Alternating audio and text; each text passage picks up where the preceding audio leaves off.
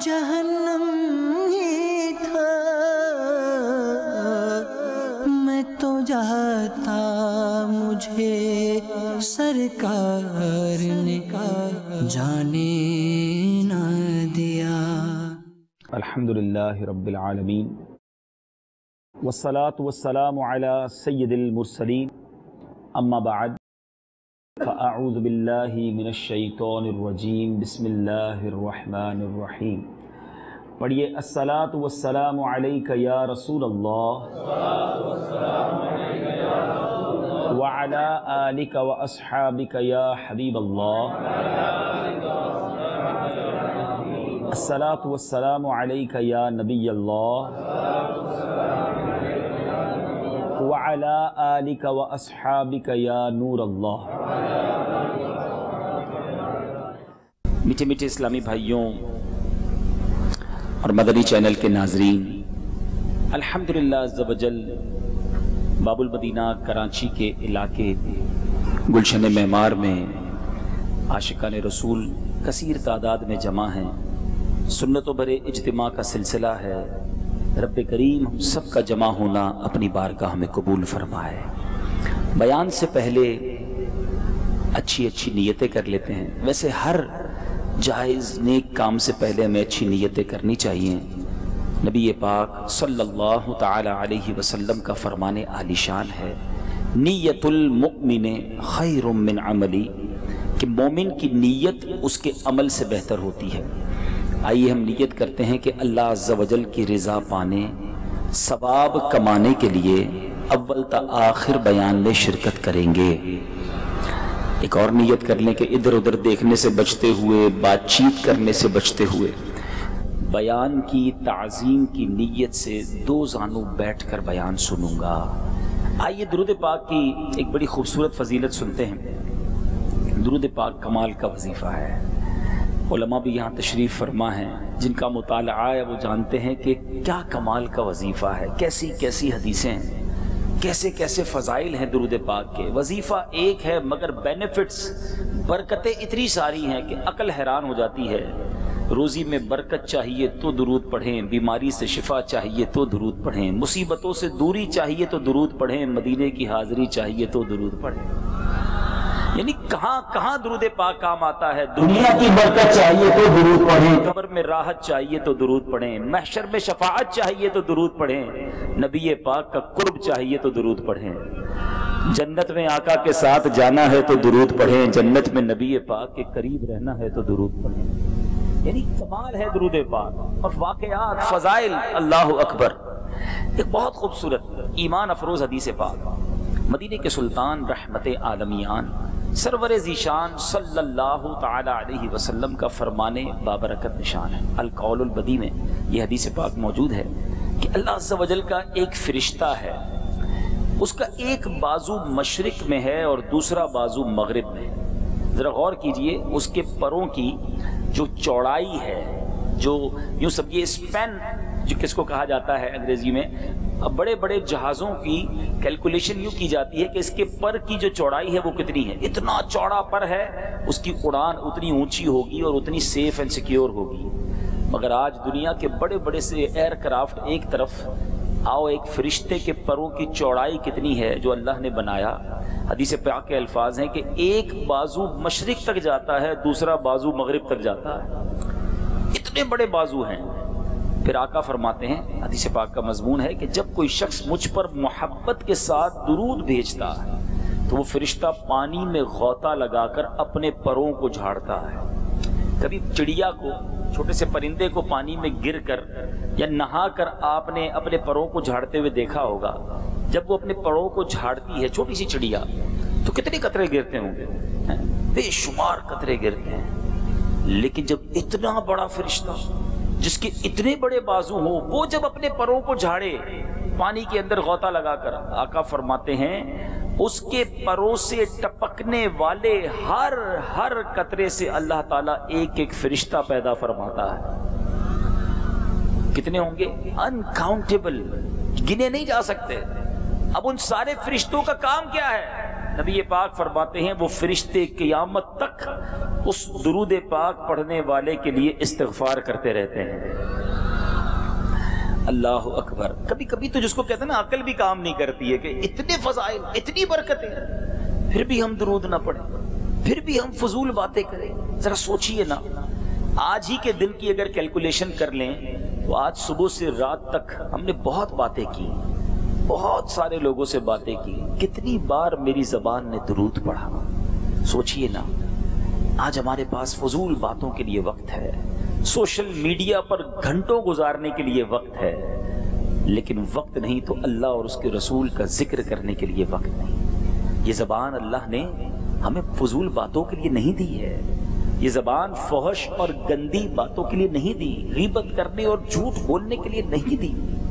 رب عز و جل نے یہ زبان بہت بڑی نعمت دی ہے، ہم چاہیں تو روزانہ اس زبان سے کروڑوں نیکیاں کما سکتے ہیں، بالکل ایسا ہی۔ اب دیکھیں نا کتنے فرشتے، ایک درود سے کتنی برکتیں ہیں، کتنی دیر لگتی ہے ایک درود پاک پڑھنے میں؟ ذرا پڑھیے مل کر درود پاک، صلو علی الحبیب صلی اللہ تعالی علی محمد صلی اللہ علیہ وسلم۔ 1 منٹ نہیں لگا مگر برکتیں کتنی ساری مل جاتی ہیں۔ ذرا اب مل کر سارے کہیے سبحان اللہ، الحمدللہ، اللہ اکبر۔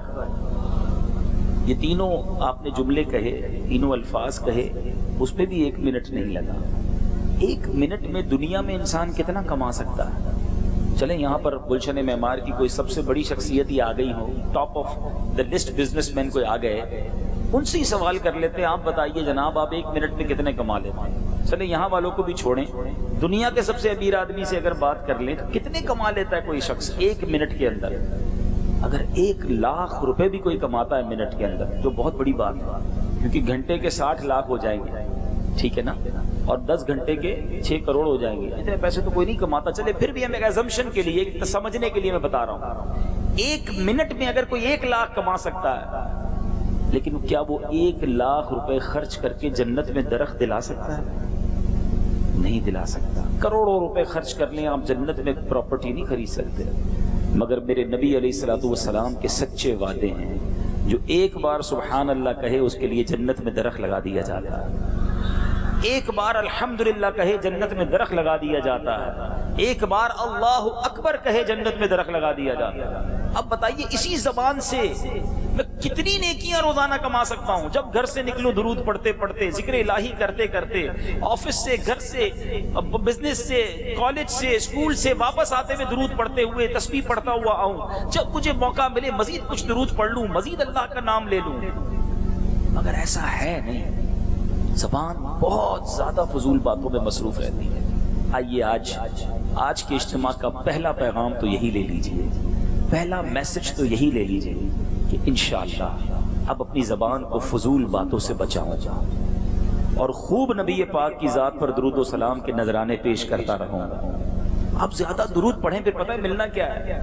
پیارے آقا علیہ الصلوۃ والسلام فرماتے ہیں، حدیث پاک کا مضمون ہے، قیامت کے دن میرے سب سے زیادہ نزدیک وہ ہوگا جس نے دنیا میں زیادہ درود پاک پڑھے ہوں گے۔ کیوں نہ ہم درود پڑھ کر نبی پاک کا قیامت کے دن قرب حاصل کر لیں، قیامت کی پریشانیوں سے محفوظ ہو جائیں۔ اچھا اب ایک آخری بات، پھر آگے چلتے ہیں۔ یہ فضیلتیں الحمدللہ ہمارے اجتماعات میں ہر بیان سے پہلے ہی بیان کی جاتی ہیں، اور ہر بار ہی ہم نیت کرتے ہیں کہ یار اب کثرت سے درود پڑھیں گے۔ کوئی بڑی زبردست فضیلت سن لے تو 2-4 دن تک اثر بھی رہتا ہے، درود پڑھتے بھی رہتے ہیں، 2-4 دن بعد پھر وہی لائف، پھر وہی بھول جاتے ہیں۔ وجہ کیا؟ ہماری زندگی میں درود پاک انوالو کیوں نہیں ہو پا رہا؟ ہماری زندگی کا حصہ کیوں نہیں بن پا رہا؟ جب میرا ناشتہ نہیں چھوٹتا، بریک فاسٹ تو نہیں چھوٹتا کسی کا، روز صبح ناشتہ کرنے والے ناشتہ کرتے ہیں، کچھ لوگ تو اتنے چائے کے رسیاں ہوتے ہیں کہ بیڈ ٹیک پیتے ہیں، ابھی منہ نہیں دھوتے پہلے چائے پیتے ہیں۔ ارے یار کبھی تو منہ دھو کے چائے پینے کا نہیں، پہلے ہی چائے پینی، اتنی چائے کی طلب۔ لنچ نہیں چھوٹتا، ڈنر نہیں چھوٹتا، دکان نہیں چھوٹتی، اسکول نہیں چھوٹتا، جو چیزیں زندگی میں ہم نے شامل کی ہیں وہ نہیں چھوٹتی، درود پاک کیوں چھوٹ جاتا ہے؟ ماشاءاللہ کئی نمازی یہاں بیٹھے، میری بات زیادہ آسان ہو جائے گا سمجھنا، کہ جو پکے نمازی ہیں نا 5 وقت کے، ان کی نماز نہیں چھوٹتی۔ ان کی نماز جب جماعت چلی جائے تو وہ بے چین ہوتے ہیں۔ ہو سکتا ہے ابھی کسی نے عشاء کی نماز نہ پڑھی ہو اور ہو پکا نمازی، تو اس کو بار بار خیال آ رہا ہوگا کہ یار میں نے عشاء پڑھنی ہے، کیونکہ اس نے زندگی میں اس کو شامل کیا ہے۔ اسی طرح اگر آپ درود پاک کو، ذکر و اذکار کو اپنی زندگی میں شامل کریں، روٹین کا حصہ بنائیں، کوئی وقت طے کر لیں کہ اس وقت میں نے درود پڑھنا ہے، پھر نہیں چھوٹتے درود پاک۔ اس کو اور دنیاوی مثال کے ذریعے سمجھیے، اللہ ہم سب کو صحت عطا کرے، لیکن اگر کسی کو کوئی بیماری لگ جائے، پہلے کوئی دوائی نہیں پیتا تھا، مگر اب ڈاکٹر نے کہا جناب صبح شام دوپہر یہ 3 گولیاں آپ نے پینی ہیں، پھر کیا کرتا ہے انسان؟ صبح جہاں سوتا ہے جس پلنگ پہ، اس کے ساتھ ہی ٹیبل پہ ٹیبلٹ رکھ کے سوتا ہے کہ صبح اٹھ کے یہ پینی ہے، گھر والوں کو کہتا ہے لنچ پہ مجھے یہ دے دینا، رات کے کھانے پہ یہ دے دینا، اپنے ساتھ ٹیبلٹ لے کے چلتا ہے، چھوٹ نہ جائے۔ ایک چیز نہیں تھی آپ کی زندگی میں، جیسے ڈاکٹر نے کہا آپ نے شامل کر لی۔ اگر درود پاک کو شامل کرنا چاہتے ہیں نا تو اس کا انتظام کیجیے، اپنے ساتھ تسبیح رکھیے۔ امیر اہل سنت کمال کی بات فرماتے ہیں، تسبیح زبان کی لگام ہے، جس کے ہاتھ میں تسبیح آ جائے نا، آپ دیکھیں خود ہی خود کچھ نہ کچھ پڑھنا شروع کر دے گا۔ تو آپ اپنے جیب میں تسبیح رکھیں، گاڑی ہے تو گاڑی میں بھی ایک تسبیح رکھ دیں، آفس پر بیٹھتے ہیں وہاں ایک تسبیح رکھ دیں، تسبیح یاد دلائے گی آپ کو کہ 10 منٹ ہے کیوں نہ کچھ درود پاک پڑھ لو۔ اگر پڑھنا ہے، اگر یہ برکتیں لوٹنی ہے کہ میری زبان روزانہ ذکر و درود کرتی رہے، تو انشاءاللہ آپ دیکھیں گے کہ 2-4 طریقے سے اگر آپ اپنی زندگی میں سے انوالو کرنا شروع کریں گے، اللہ کی قسم پھر جو آپ اس کی برکتیں دیکھیں گے نا، آپ کی طبیعت فریش ہونا شروع ہو جائے گی، آپ کو فیل ہوگا میری مشکلیں آسان ہو رہی ہیں، میرے کاروبار میں برکت ہو رہی ہے، آپ کا موڈ اچھا ہو جائے گا۔ کیوں؟ میری زبان اللہ کا نام لے رہی ہے، اللہ کے حبیب کا ذکر کر رہی ہے۔ پھر دیکھیں انشاءاللہ ان مبارک اذکار کی کیسی برکتیں ملتی ہیں۔ پنجابی شاعر بڑی پیاری بات لکھتے ہیں، یہ کیوں بنائی زبان، اللہ نے زبان کیوں دی، آنکھیں کیوں دی، دل کیوں دیا؟ وہ کہتے ہیں دل یاد لئی بنایا ہے، تعریف لئی زبان، دل یاد لئی بنایا ہے، تعریف لئی زبان، اکھیاں بنائیاں سونے دے دیدار واسطے، اکھیاں بنائیاں کا دے دیدار۔ تو اب انشاءاللہ پابندی سے درود پاک پڑھیں گے، روزانہ درود پاک پڑھیں گے انشاءاللہ، پھر دیکھیں طبیعت ہری بھری ہو جائے گی انشاءاللہ۔ ایک بار پھر محبت کے ساتھ درود پاک پڑھ لیں، صلو علی الحبیب صلی اللہ تعالی علی محمد صلی اللہ علیہ وسلم۔ آج ہم نے ایک بہت ہی خوبصورت اور بڑی عظیم ہستی کے بارے میں چند مدنی پھول سننے ہیں، ان کی سیرت کے بارے میں کچھ جاننا ہے۔ One of the amazing personality in the history of Islam, اسلامی تاریخ کی ایک ایسی اعلیٰ عظیم ہستی ہے کہ جب جب ان کے بارے میں سنتے ہیں ایمان تازہ ہو جاتا ہے، بلکہ میں یہ کہوں تو غلط نہ ہوگا، جب ان کے بارے میں پڑھتے ہیں سنتے ہیں عشق رسول میں اضافہ ہو جاتا ہے۔ کمال کی ہستی ہیں، بات ان کی ہوتی ہے مگر ذکر حبیب کا ہو جاتا ہے۔ جتنا ان کے بارے میں جانتے ہیں اتنا نبی پاک سے کنیکشن مضبوط ہوتا چلا جاتا ہے۔ وہ ہستی کون سی ہیں ان کے بارے میں ضرور جانیں گے، مگر ایک مدنی منع کا بڑا ہی انوکھا اور بڑا ہی پیارا واقعہ سنتے ہیں۔ ایک مدنی منع جس کی اب عمر بڑی ہو چکی ہے، بارگاہ رسالت میں اپنے بچپن کا ایک واقعہ سناتا ہے۔ کہتا ہے یا رسول اللہ صلی اللہ علیہ وسلم، چند برس کی میری عمر تھی، میرے والدین مسلمان نہیں تھے، مجھے بت خانے میں لے گئے اور مجھے وہاں جا کر کہا کہ یہ بلند و بالا تمہارے خدا ہیں، انہیں سجدہ کرو۔ جب میں ان بتوں کے سامنے گیا تو میں نے کہا میں بھوکا ہوں، اے بتوں مجھے کھانا دو، میرے پاس کپڑے نہیں ہیں، اے خداؤں مجھے کپڑے دو۔ کسی نے جواب نہیں دیا۔ پھر میں نے ان بتوں سے کہا کہ میں تمہیں پتھر مارتا ہوں، اگر تم واقعی خدا ہو تو اپنے آپ کو بچا کر دکھاؤ۔ اٹھا کر میں نے بچپن میں ان خداؤں کو پتھر مارا، جس کے لگتے ہی وہ بت گر گیا، کچھ بھی نہ کر سکا۔ جب میں نے یہ عمل بچپن میں کیا تو میری یہ حالت، میرا یہ انداز جب میرے والد نے دیکھا تو انہیں بڑا غصہ، ایک تھپڑ مجھے میرے رخسار پر مار دیا۔ اب اپنی کہتے میرے والد پکڑ کر مجھے میری والدہ کے پاس لائے کہ دیکھو تمہارے بیٹے نے کیا کیا ہے۔ جب والدہ نے یہ سنا تو میرے والد سے کہا کہ اس کو کچھ نہ کہو، کیونکہ جب یہ بچہ پیدا ہوا تھا تو میں نے غیب سے ایک آواز سنی تھی، یا امت اللہ علی التحقیق ابشری بالولد العتیق، اسمہ فی السماء الصدیق لمحمد صاحب و رفیق. مجھے آواز آئی کہ اے اللہ عز و جل کی سچی بندی تجھے خوشخبری ہو، یہ بچہ عتیق ہے، آسمانوں میں اس کا نام صدیق ہے اور محمد صلی اللہ تعالی علیہ وسلم کا صاحب اور رفیق ہے. اچھا ایک بڑی امپورٹنٹ بات اور بڑی لطیف بات، پہنچ تو آپ گئے ہوں گے، میں نے آج کی شخصیت کی بات کرنی ہے، لیکن یہاں مدنی منع بھی بیٹھے ہیں اور بزرگ بھی بیٹھے ہیں. یہ منوں کو نہیں بات سمجھ آئے گی، جو بڑے ہیں ان کو سمجھ بھی آئے گی اور چہرے پہ مسکراہٹ بھی آئے گی. جب ہم کسی کے پاس جاتے ہیں اور ہم کہتے ہیں میں نے بچپن میں یہ کیا تھا، ٹھیک ہے نا، کوئی کہتا ہے کہ بچپن میں میں نے یہ بات کی تھی، تو بندہ کہتا ہے یار پتہ نہیں بچپن کی بات 20 سال 25 سال پرانی بات سچ بھی ہوگی کہ نہیں، کون گواہ ہے، بندہ بھول بھی جاتا ہے. یہ بچپن کی بات اس عظیم ہستی نے بارگاہ رسالت میں سنائی کہ یا رسول اللہ ایسا ایسا ہوا تھا. اللہ اکبر. اس بات کی تصدیق کے لیے جبریل امین آسمان سے نازل ہوتے ہیں. سوچئے، عرض کرتے یا رسول اللہ صلی اللہ علیہ وسلم ابو بکر نے سچ کہا، وہ صدیق ہیں. یہ بات سچ کہی ہے کہ بچپن میں واقعی ان کے ساتھ یہ واقعہ ہوا تھا. جی ہاں میرے بیٹے اور محترم اسلامی بھائیوں، مدنی چینل کے ناظرین، آج جس عظیم ہستی کی بات ہونی ہے، افضل البشر بعد الانبیاء، انبیاء کے بعد سب سے بڑا جن کا مرتبہ ہے وہ حضرت ابو بکر صدیق رضی اللہ تعالی عنہ ہیں. آپ کا نام نامی کچھ تعارف بھی سن لیں. بچپن سے ابو بکر صدیق تو ہم سنتے آ رہے ہیں، آج کچھ آپ کا مفصل تفصیلی تعارف بھی سن لیجیے کہ آپ کا نام کیا تھا. اگر میں آج اتنے بڑے مجمع میں سوال کر لوں کہ سیدنا ابو بکر صدیق رضی اللہ تعالیٰ عنہ جو ہیں صدیق اکبر کا نام کیا ہے، تو آپ کہیں گے ابو بکر نام ہے. ابو بکر آپ کا نام نہیں تھا، آپ کا نام عبداللہ ہے. آپ کی کنیت ابو بکر ہے.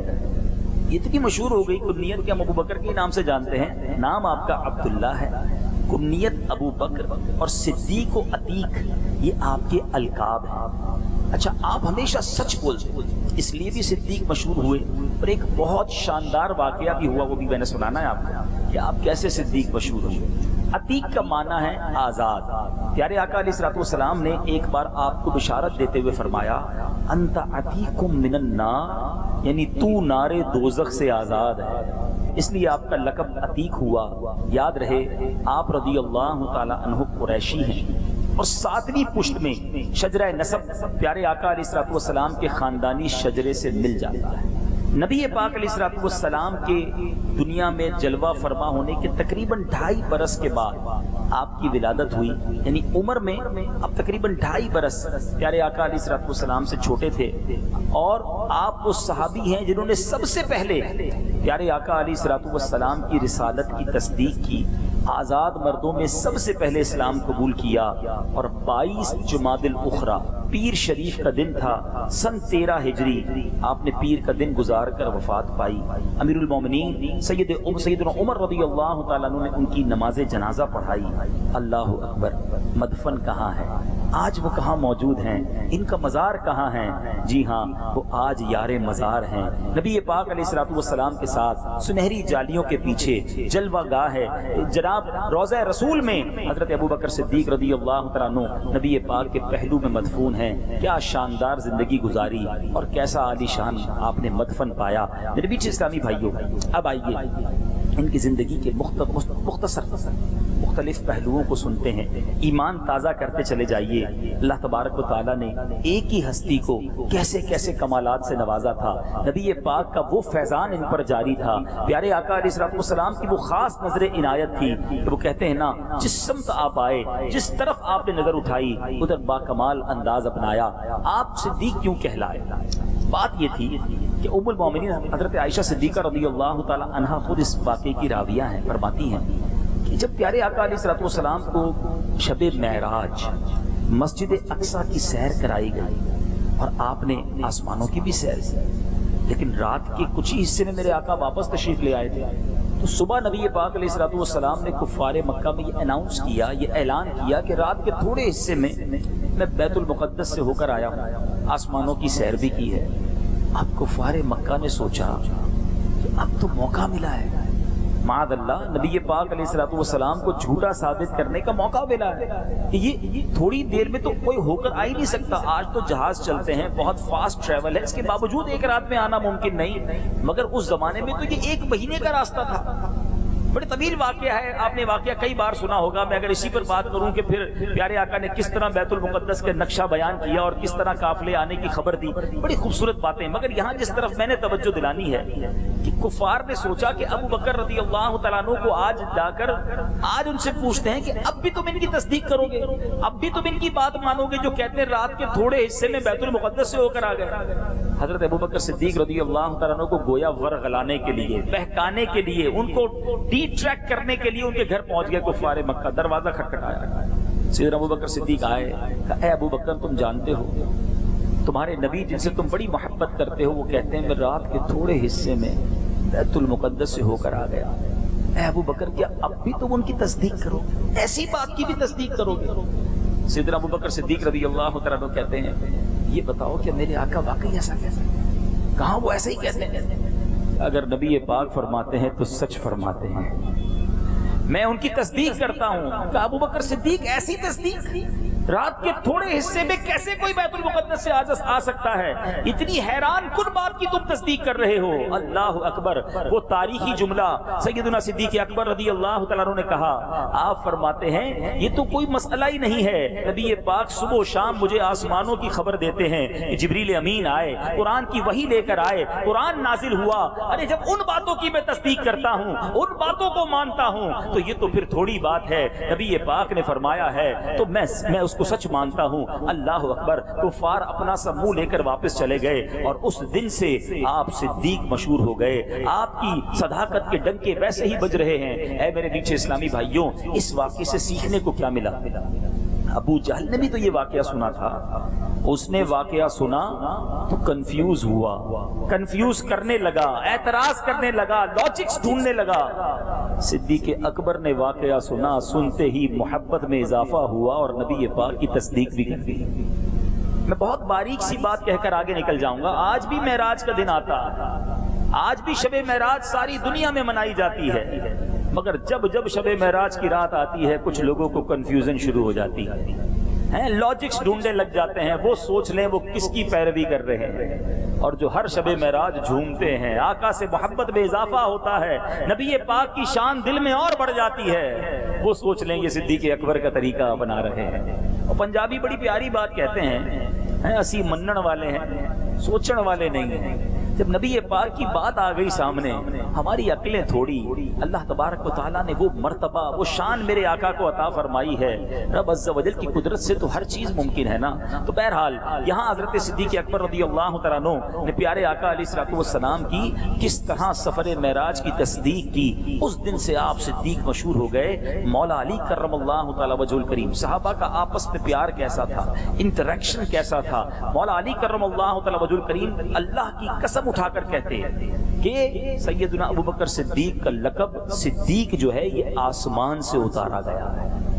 مولا علی فرماتے ہیں کہ یہ لقب جو صدیق ہے یہ آسمان سے اتارا گیا. اور سنو, بہت ساری ایسی برکتیں ہیں جو صدیق اکبر رضی اللہ تعالیٰ کو حاصل ہیں, مگر ساری کائنات میں ایک اور ایسی برکت آپ کو حاصل ہے جو کسی امتی کو حاصل نہیں. صرف سرکار علیہ الصلوۃ والسلام کے صحابہ نہیں, بلکہ ساری کائنات میں جتنے نبی آئے کسی بھی ان کے ساتھی کو یہ فضیلت حاصل نہیں ہوئی. حضرت ابو بکر صدیق رضی اللہ تعالیٰ عنہ وہ ہیں کہ ان کا شرف یہ تھا کہ یہ خود بھی صحابی, ان کے والد بھی صحابی, ان کے بیٹے بھی صحابی, ان کے پوتے بھی صحابی, 4 نسلوں کے صحابی صدیق اکبر رضی اللہ تعالیٰ عنہ. آئیے ذرا اس کو سن بھی لیجئے, نام بھی ہو سکے تو یاد کیجئے. آپ کے والد صاحب ابو قحافہ یہ بھی صحابی, خود سیدنا ابو بکر عبداللہ بن عثمان یہ بھی صحابی, تیسرے نمبر پر آپ کا بیٹا عبد الرحمن بن ابی بکر یہ بھی صحابی, اور آپ کے پوتے محمد بن عبد الرحمن رضوان اللہ تعالی علیہ مجمعین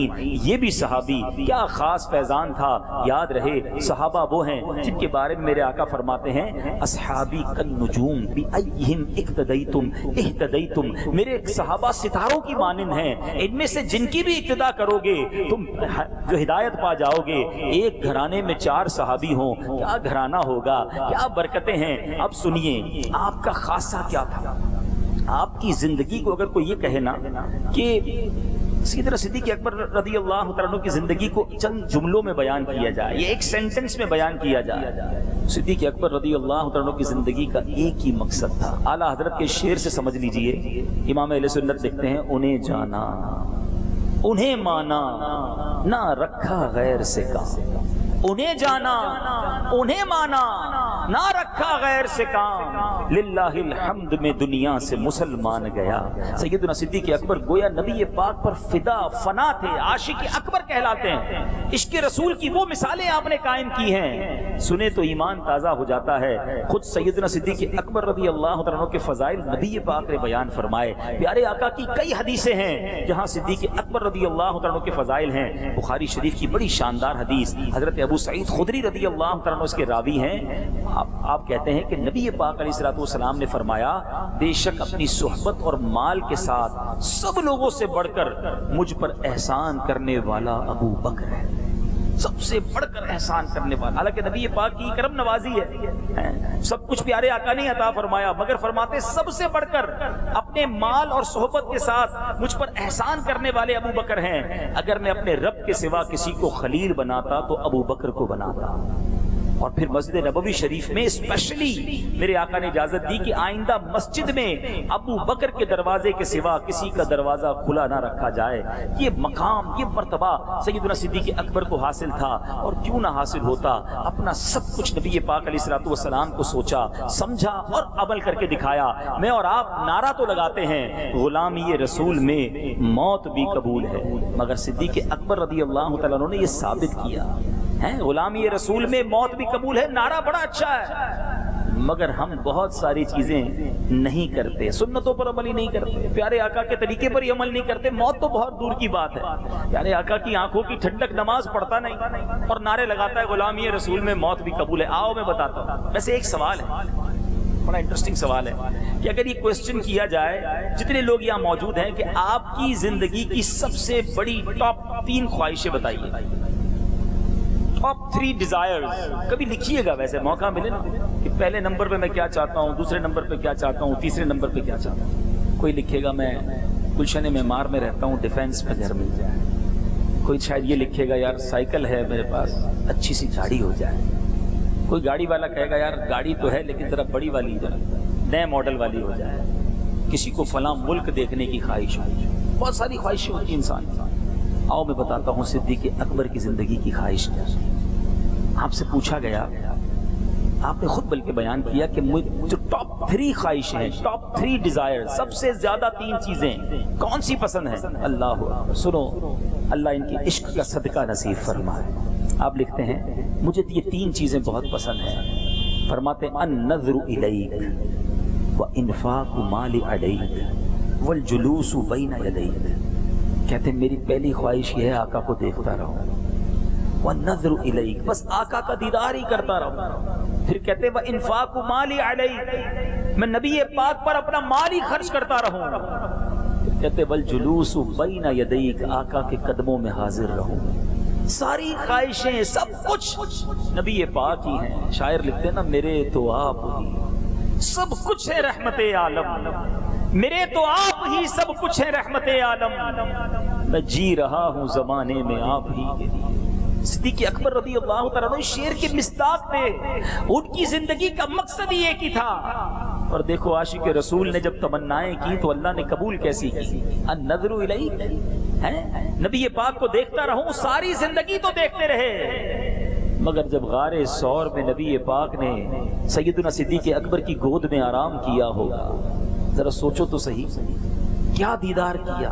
کوئی نہیں تھا آپ دو کے سوا، اکیلے کائنات میں صدیق اکبر وہ عبادت کر رہے تھے جو اس وقت ساری کائنات میں کوئی اور نہیں کر رہا تھا۔ نبی پاک زانوں پہ ہیں، آرام کر رہے ہیں۔ تصور کیجئے جب کوئی بندہ کسی کے گود میں آرام کرے تو کتنا قریب سے دیدار ہوتا ہے، کیسے آنکھیں دیکھی ہوں گی، کیسے پلکیں دیکھی ہوں گی، کیسے پیارے آقا کے مبارک ہونٹ دیکھے ہوں گے، نبی پاک کے رخسار کا نور کیسے دیکھا ہوگا، کس محبت کے ساتھ اپنے آقا کا دیدار صدیق اکبر نے نہ جانے کتنی بار کیا، اکیلے میں کیا اور دیکھتے رہے۔ تمنا تھی نا، دل سے تمنا کی النظر الیک، اللہ نے وہ خواہش کیسی پوری کی۔ وانفاق مالی علیک، یہ بھی تمنا تھی۔ غزوہ تبوک کا موقع ساری دنیا کے لیے شاندار، ایسا شاندار واقعہ ہے کہ جتنی بار سنے ایمان تازہ ہو جاتا ہے۔ آج لوگوں سے پوری زکوٰۃ نہیں دی جاتی، لوگ کہتے ہیں جناب اتنی ساری زکوٰۃ بن گئی کدھر سے نکالوں، 10 لاکھ روپے زکوٰۃ کیسے دوں، بہت زیادہ پیسے ہو جائیں گے۔ اے 10 لاکھ روپے زکوٰۃ بننے والے، تجھے یہ خیال نہیں آتا اللہ نے 4 کروڑ دیے تو 10 لاکھ زکوٰۃ بنی نا؟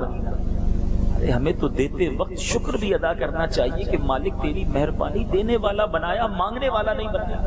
غزوہ تبوک، اس کو جیش عسرت بھی کہا جاتا ہے، یہ اسلامی تاریخ کا وہ واقعہ ہے جس کو بار بار پڑھیے۔ جون جولائی کی جو گرمی عرب شریف کی ہے، جو مکہ مدینے ہو آئے ہیں، جنہوں نے گرمیوں میں یہ دیکھا ہے وہ جانتے ہیں وہاں گرمی کا عالم کیا ہوتا ہے۔ سخت گرمی کے دن تھے، مدینہ منورہ سے غزوہ تبوک کے لیے تبوک جانا تھا۔ آج بھی تقریباً 850-900 کلومیٹر کا یہ فاصلہ ہے۔ آج بڑی روڈیں شاندار بن گئی ہیں، بڑی لگژری گاڑیاں آ گئی ہیں، مگر اب بھی 8، 9، 10، 12 گھنٹے لگتے ہیں تبوک پہنچنے کے لیے۔ اس زمانے میں ذرا سوچئے کتنے دن لگنے تھے۔ 900 کلومیٹر اونٹوں پر اور گھوڑے پر جانا تھا، مگر نہ اونٹ تھے، نہ گھوڑے تھے، نہ مال تھا، نہ سامان تھا۔ 30,000 کا مسلمانوں کا لشکر تھا تب کم و بیش۔ اعلان ہوا راہ خدا میں خرچ کیجئے۔ مسلمان اپنے اپنے حصے کا مال لے کر، کوئی گھر سے کچھ لے کر آیا، کوئی کچھ لے کر آیا۔ حضرت ابو بکر صدیق رضی اللہ تعالیٰ عنہ بھی ہیں اور حضرت عمر رضی اللہ تعالیٰ عنہ۔ حضرت عمر کہتے ہیں ہر بار صدیق اکبر نیکیوں میں آگے بڑھ جاتے ہیں، کاش اس بار میں آگے بڑھ جاؤں، موقع اچھا تھا کیونکہ میرے پاس مال زیادہ تھا۔ ذرا سنیے گا، آج ہمارے پاس پیسے زیادہ ہوں، ہمارے پاس مال زیادہ ہو، ہم کہتے ہیں یار وہ خواہش بڑے دنوں سے چھپا رکھی تھی، اب وہ پوری کرنی ہے۔ اس ملک میں جا کر عیاشی نہیں کر سکا تھا، اب تھوڑے پیسے آ گئے، وہ ارمان نکالنے ہیں۔ اتنا برا حال ہے ہمارا، ادھر تھوڑی سی نعمت بڑھ جائے، تھوڑا سا مال بڑھ جائے، ادھر ہمارے گناہوں کا میٹر اور بڑھ جاتا ہے۔ ذرا اپنے دل سے پوچھ کر میری سوال کا جواب دیجئے گا، میں کہیں نوکری کرتا اور اگر میرا باس مجھے بلا کر کہتا آج سے تیری تنخواہ ڈبل، آج تمہیں یہ بونس دے رہا ہوں، تو کیا ہونا چاہیے تھا؟ ہم باس کا شکریہ ادا کرتے نا۔ اب تو ناراض نہ ہو میرا سیٹھ، اس کی کوشش کرتے نا کہ بن بتائے بغیر کسی سبب کے میرا بونس ڈبل کر دیا، میری تنخواہ بڑھا دی، اتنا اچھا میرا سیٹھ ہے، اب کس کو ناراض نہیں کروں گا۔ تمہیں دنیا میں کوئی ایک فیور دے دے، تم چاہتے ہو وہ ناراض نہ ہو۔ رب جب نعمت بڑھاتا ہے تو اس کو ناراض کرنے والے کام میں ہی لگ جاتے ہیں۔ ہونا کیا چاہیے؟ سچ بتائیں، ادھر نعمتیں بڑھتی، ادھر میرے سجدے بڑھتے، ادھر عطائیں بڑھتی، ادھر میرا شکر بڑھتا۔ مگر عجیب معاملہ ہے، بندہ غریب ہو تو گناہ تھوڑے ہوتے ہیں، پیسے بڑھتے جاتے ہیں تو گناہ بھی بڑھتے جاتے ہیں۔ مگر ایک کتنا خوبصورت ذہن تھا حضرت عمر رضی اللہ تعالیٰ عنہ، کہتے پیسے زیادہ تھے، ان دنوں مال میں تھوڑی فراوانی تھی، موقع اچھا تھا کہ میں آج ابو بکر صدیق رضی اللہ تعالیٰ عنہ سے آگے بڑھ جاؤں۔ ان کا کمپٹیشن تھا، ان کا مقابلہ تھا تو نیکیوں میں تھا، ہمارا مقابلہ ہے۔ ہم بڑی گاڑی والے کو دیکھ کر حسرت کر رہے ہوتے ہیں کہ یار میرے ساتھ ہی کاروبار شروع کیا تھا، اس کا دیکھو کتنا بڑا بنگلہ بن گیا، اتنی بڑی گاڑی اس کی ہو گئی، ہم نے ساتھ ہی اسکول میں پڑھا، میں نوکری میں ہی رہ گیا اور وہ فیکٹری کا مالک بن گیا، اسی میں رہ جائیں گے۔ کسی کے گھر جائیں تو رات نیند نہیں آتی، اتنا مہنگا فرنیچر بنا لیا اس نے۔ ایسے بھی لوگ ہیں، کسی کی نعمت دیکھے خود ٹینشن میں آ جاتے ہیں، اتنی بڑی شادی کر لی اپنے بچے کی، اتنی ڈشیں، اتنی ساری گاڑیاں کھڑی تھی اس کے ہال کے باہر، نعمت اس کو ملی، پریشان آپ ہو گئے۔ اللہ کے بندو، ہمیں ان چیزوں کو دیکھ کر نہیں گھبرانا چاہیے۔ بڑا خوبصورت فارمولہ علماء نے دیا ہے، میں آج بیان کر دیتا ہوں، ہو سکے تو یاد کریں، کمال کی بات کہی ہے۔ فرماتے ہیں جب بھی نعمتوں میں کسی کو دیکھنا ہونا تو اپنے سے نیچے والے کو دیکھو۔ ہاں، اگر آپ چھوٹے سے فلیٹ میں رہتے ہیں تو لوگ جھوپڑی میں بھی تو رہتے ہیں نا۔ اگر آپ کرائے کے گھر میں رہتے ہیں تو آج، جی ہاں آج ابھی جتنے یہاں بیٹھے ہیں نا، جی جتنے یہاں بیٹھے، ہزاروں کی تعداد میں آپ ہیں، جتنے یہاں بیٹھے ہیں، آپ واپس جائیں گے تو کوئی گھر، کوئی بستر آپ کا انتظار کر رہا ہے، چاہے وہ چھوٹا سا ہی کیوں نہ ہو۔ مگر آج رات بھی اللہ کے لاکھوں بندے روڈ پر سوئیں گے جن کے پاس کوئی بستر نہیں ہے، سر کے نیچے کوئی تکیہ نہیں ہوگا۔ ہم میں سے سب نے تقریباً دوپہر اور شام کو کھانا کھا لیا ہے، رات کا نہیں بھی کھایا تو جا کر کھا لیں گے۔ مگر اس وقت بھی لاکھوں بندے دنیا میں ایسے ہیں جنہوں نے صبح سے کچھ نہیں کھایا. آپ اور میں اپنے پیروں پر چل کر آئے. کئی ایسے ہیں جن کے پیر ہی نہیں ہیں, چل ہی نہیں سکتے. لوگ کہتے ہیں میں بڑا پریشان, میرے پاس کچھ نہیں, میں پیچھے رہ گیا, لوگ آگے بڑھ گئے, مجھے اللہ نے دیا ہی کچھ نہیں. اے شکوے کرنے والوں سوچو, جیسی تم زندگی گزار رہے ہو ایسی زندگی گزارنے کے کروڑوں لوگ خواب دیکھ رہے ہیں. آپ کہیں گے ایسا کیسے ہو سکتا ہے؟ میں پریشان ہوں, قرض دار ہوں, بے روزگار ہوں, میرے گھر میں لڑائی جھگڑے ہیں, میرے بچے بیمار ہیں, میرے جیسی زندگی گزارنے کا خواب کون دے سکتا ہے؟ اے میرے میٹھے اسلامی بھائیوں, آپ سب اس وقت آزاد ہیں. اس وقت بھی لاکھوں مسلمان جیلوں کے اندر قید ہیں. ہم آزاد تو ہیں. کئی ایسے ہیں جو اس وقت ہاسپٹل کے بستر پر پڑے ہیں. کسی کا ڈائلسس ہو رہا ہے, کسی کا ٹرانسپلانٹ ہو رہا ہے, کسی کو نالیوں کے ذریعے خوراک دی جا رہی ہے, کسی کا پیشاب پاس نہیں ہو رہا, یورین پاس نہیں ہو رہا, اس کو نالی لگا کر پاس کیا جا رہا ہے. پوچھو اس سے تکلیف کتنی ہو رہی ہے. رات بھر تکلیف میں لوگ گزار رہے ہیں, پھر بھی ہم شکوے کریں. وہ آگے بڑھ گیا, میں پیچھے رہ گیا. اللہ نے مجھے بہت اچھا بنایا ہے. اس چکر میں رہے تو ہمیشہ بے سکون رہو گے, ہمیشہ پریشان رہو گے کہ وہ آگے نکل گیا, میں پیچھے رہ گیا. آؤ نا, آگے نکلنا ہے تو صحابہ سے سیکھو, نیکیوں کا مقابلہ کرتے ہیں نا. مجھے بنگلے والے کو دیکھ کر یہ خیال کیوں آتا ہے میں پیچھے رہ گیا؟ مجھے 5 وقت جماعت سے نماز پڑھنے والے کو دیکھ کر خیال کیوں نہیں آتا کہ میں پیچھے رہ گیا؟ مجھے تہجد گزار کو دیکھ کر یہ خیال کیوں نہیں آتا کہ یہ تہجد پڑھتا ہے؟ تہجد پڑھنے میں پیچھے رہ گیا. مجھے روزانہ تلاوت قرآن کرتا دیکھ کر کسی کو یہ خیال کیوں نہیں آتا؟ یہ اللہ کا بندہ روز قرآن پڑھ کے نعمتیں لوٹتا ہے, میں قرآن سے دور رہ گیا. کسی عالم دین کو دیکھ کر, کسی مفتی اسلام کو دیکھ کر مجھے کیوں خیال نہیں آتا یار یہ عالم بن گیا, میری عمر ہے, میں اسی عمر کا ہوں مگر میں عالم نہ بن سکا, میں حافظ قرآن نہ بن سکا, میں مفتی اسلام نہ بن سکا. کیوں مجھے خیال نہ آیا کہ یہ بندہ اللہ کے قریب پہنچ گیا اور میں پیچھے رہ گیا؟ آؤ نا اس ریس میں لگتے ہیں نا. یہ وہ مقابلہ ہے جو مجھے جنت میں لے جائے گا. ورنہ جس طرف میں اور آپ لگے ہوئے ہیں, جس طرف ہماری سوچیں ہیں, یہ ہمیشہ پریشانی کرتی رہیں گی. ہم کس سے آگے بڑھ سکیں گے؟ کتنا آگے بڑھ سکیں گے؟ ہر سیر کا سوا سیر موجود ہے. اگر سکون چاہتے ہو تو نعمتوں میں اپنے سے پیچھے والے کو دیکھو اور نیکیوں میں اپنے سے آگے والے کو دیکھو. حضرت عمر کی سیرت کا کتنا شاندار پہلو تھا.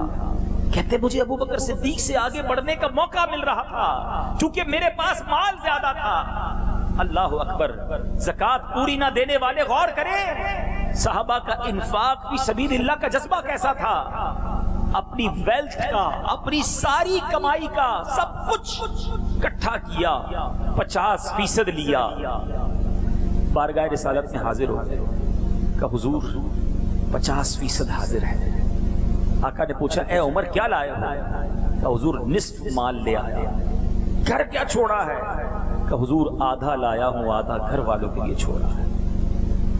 کہتے اب انتظار تھا صدیق اکبر رضی اللہ تعالیٰ عنہ. اب سوچ رہا تھا کہ آج ابو بکر کیا کرتے ہیں. سیدنا ابو بکر صدیق آئے. بڑی خوبصورت بات اور ہے کہ آپ کا جو مال تھا نا, سیدنا صدیق اکبر رضی اللہ عنہ کا جو مال تھا وہ دکھنے میں تھوڑا تھا. یہ بڑا پیارا مدنی پھول ہے. کچھ لوگ کہتے ہیں یار یہ امیر ہی سخاوت کر سکتے ہیں, پیسے والے ہی رائے خدا میں دے سکتے ہیں اور یہی آگے بڑھ جاتے ہیں. نہیں, اللہ کی بارگاہ میں دل دیکھا جاتا ہے. ایک حدیث پاک کا بڑا خوبصورت مضمون ہے کہ 1 درہم 1 لاکھ سے آگے بڑھ گئے. صحابہ نے کہا حضور 1 لاکھ سے آگے کیسے بڑھ گیا؟ فرمایا کسی کے پاس لاکھوں تھے اس نے لاکھ دیا, اور کسی کے پاس 1 ہی تھا اس نے وہی اللہ کی راہ میں دے دیا. اللہ کی بارگاہ میں دل دیکھا جاتا ہے. اے غریب اسلامی بھائیوں, یہ نہ سوچا کرو کہ میں کیا خرچ کر سکتا ہوں, میں اللہ کی راہ میں کیا دے سکتا ہوں. تم تھوڑا ہے تو تھوڑا بھی دیا کرو. وہ کریم ہے, وہ دلوں کو دیکھتا ہے. بندے کو مال سے محبت ہے یا رب سے محبت ہے یہ دیکھا جاتا ہے. بہرحال صدیق اکبر رضی اللہ عنہ بظاہر تو تھوڑا لائے.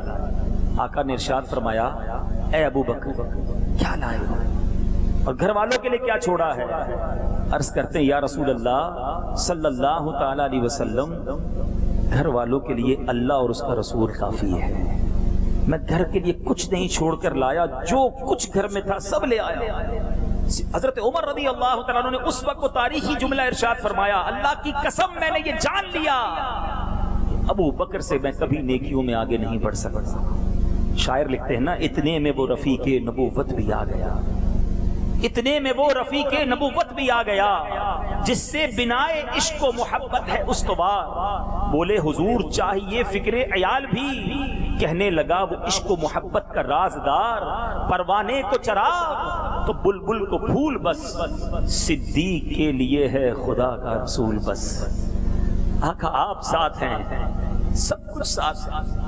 اب سنو, صدیق اکبر نے جب سب کچھ لٹا دیا تو اپنے جو کرتے کے بٹن تھے نا, ایسا گویا گھر میں جھاڑو پھیرا تھا, سب کچھ لے کر آئے تھے کہ اپنے بٹن بھی راہ خدا میں دے دی اور کرتے کے اس بٹن کی جگہ پر کانٹے لگائے.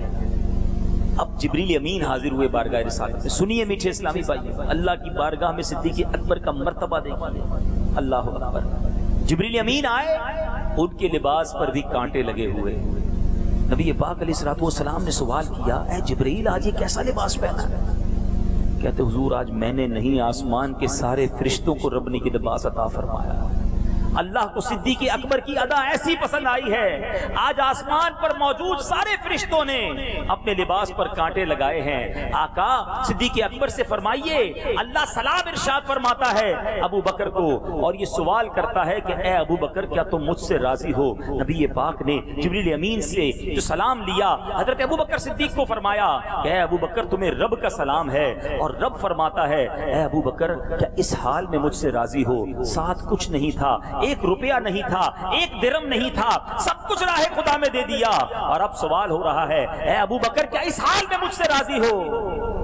ابو بکر زارو کتار رونے لگے, زارو کتار روتے ہوئے عرض کرتے ہیں یا رسول اللہ میں اپنے رب سے کیسے ناراض ہو سکتا ہوں؟ آقا میں اپنے رب سے راضی ہوں, یا رسول اللہ میں اپنے رب سے راضی ہوں. سب کچھ لٹا کر وہ رب سے راضی ہیں. اور آج بہت کچھ ہوتے ہوئے ہماری زبانوں پر شکوہ ہے.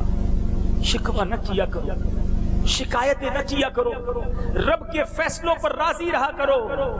زبان پر شکوائے رنجو علم لایا نہیں کرتے, زبان پر شکوائے رنجو علم لایا نہیں کرتے, نبی کے نام لیوا غم سے گھبرایا نہیں کرتے. صدیق اکبر رضی اللہ عنہ کی کس کس شان کو بیان کیا جائے. ایک بار حضرت عمر رضی اللہ تعالیٰ عنہ کے سامنے صدیق اکبر رضی اللہ تعالیٰ عنہ کا ذکر خیر ہوا. جب وہ ذکر ہوا تو آپ بے قرار ہو گئے, رونے لگے اور کہتے ہیں میری یہ تمنا ہے کہ کاش میری زندگی کے سارے اعمال لے لیے جائیں اور مجھے صدیق اکبر رضی اللہ تعالیٰ عنہ کی ایک دن اور ایک رات کا عمل دے دیا جائے, اس کا ثواب مجھے دے دیا جائے. وہ رات کون سی تھی؟ کہ وہ عظیم رات ہے. صدیق اکبر رضی اللہ تعالیٰ عنہ نے وہ کمال کی رات گزاری ہے جو آج بھی سنے تو ایمان تازہ ہو جاتا ہے. وہ ہجرت مدینہ کی رات ہے. اللہ اکبر. ایک بار ایسا موقع آیا تھا, شان صدیق اکبر سمجھو کہ جب کعبے کو بتوں سے پاک کیا جا رہا تھا نا فتح مکہ کے موقع پر, تو کچھ بت اوپر تھے. تو مولا علی کرم اللہ تعالیٰ وجہ الکریم نے نبی پاک سے عرض کی حضور میرے کاندھے پر آ جائیے اور اپنے ہاتھوں سے ان بتوں کو بھی گرا دیجیے. پیارے آقا نے فرمایا اے علی تم بار نبوت کو نہیں اٹھا سکو. پیارے آقا مولا علی کے کاندھے پر سوار نہیں ہوئے بلکہ فرمایا اے علی تم میرے کاندھوں پر آ جاؤ. مولا علی نبی پاک کے کاندھوں پر سوار ہوئے اور وہ بتوں کو گرایا گیا. مگر جب ہجرت کی رات ہے, غار ثور کا سفر ہے, دشمن پیچھے آ رہے ہیں. ویسے سچ بتاؤں آپ میں سے جو غار ثور گئے ہیں, میں جب تک غار ثور گیا نہیں تھا نا اس وقت تک یہ واقعہ سمجھا نہیں تھا. جب اس سفر کیا, جب اس پہاڑ پر چڑھے تو پتا چلا کہ کمال تھا. آج 1450 سال گزر گئے, اب تو سیڑھیاں بھی بن گئی ہیں, کسی دشمن کا خوف بھی نہیں ہے. بڑے مزے سے چلتے جائیں, تھک جائیں تو بیٹھ کر پانی پی لیں, چائے پی لیں. مگر ذرا اس دن کو سوچئے کہ اندھیری رات ہو, دشمن پیچھے ہو اور اتنا اونچا سفر ہو, اور اب کانٹے بھی ہوں, پتھر بھی ہوں. صدیق اکبر کا عشق دیکھیں, کہتے ہیں یا رسول اللہ صلی اللہ تعالی علیہ وسلم آپ میرے کاندھوں پہ تشریف لے آئیے, آپ کے پیروں کو زخم نہ لگ جائے. آپ سوچئے تو صحیح, پاسبل ہی نہیں ہے آج کے دور میں کہ کسی کو کاندھوں پہ بٹھائے اور اوپر چڑھ جائے. ایک طرف مولا علی سے نبی پاک فرما رہے اے علی تم بار نبوت نہیں اٹھا سکو, اور یہاں صدیق اکبر عرض کرتے ہیں اور آقا کاندھے پر تشریف لے آتے ہیں. صدیق اکبر کے کاندھوں پر ہماری جانیں قربان. اب نبی پاک کو لے کر غار ثور کی طرف جاتے ہیں.